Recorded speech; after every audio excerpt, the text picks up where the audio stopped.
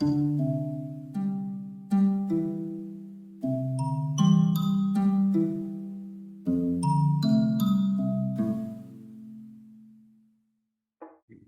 and welcome. I'm Master Lama Rasaji, and this is Rasaji Speaks, and this is the Thursday edition. I'm so happy that you're here with us today. Let's look at the title of today's episode: Human DNA versus your soul's path. Your human DNA versus your soul's path. You know, about 175,000 years ago, the concept of the story of Adam and Eve actually materialized here on Earth. Shiva and Shakti to the Far East is a very similar story. We start to learn in the teachings of Tai Chi Gong, handed down from the Lamasery for over 3,000 years.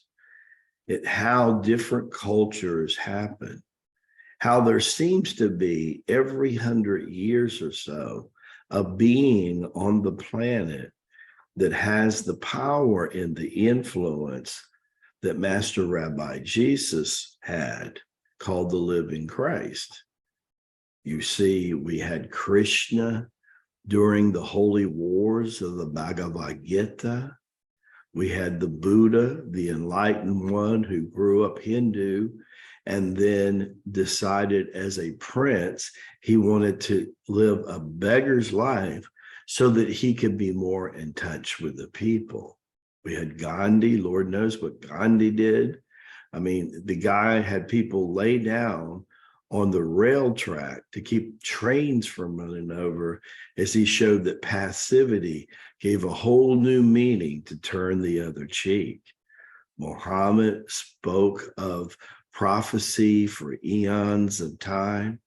Mother Mary's apparitions showing up from Medjugorje to Fatima to Lady of Guadalupe. I mean, just think about it. In different cultures and different times, there's been male and female masters and avatars doing what? Actually passed down from the first human being. About 450,000 years ago, according to most recent archaeologists and carbon findings, in other words, where they can trace artifacts, but most important, what they were looking for, what was the origin and time frame of any form of human DNA showing up on the planet. They all come to the conclusion between 425,000 years ago to 450,000 years ago.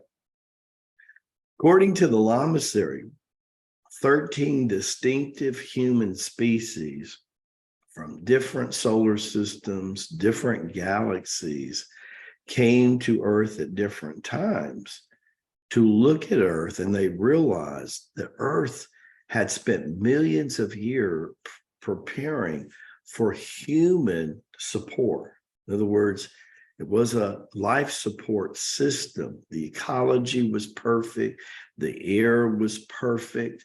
Everything, the vegetation, everything was set up purposely.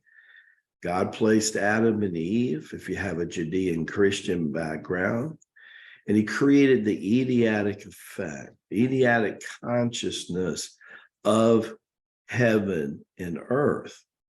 And the foliage around her and around Adam in the Garden of Eden was phenomenal. But because they were in form of human, and because of the collective consciousness that was already here from 12 other races, there was a little bit of the death urge that they had to battle. That's the feeling that you inevitably, you're going to die, no matter what, and that you have nothing to say about that. Teachings of Tai Chi Gong teach differently.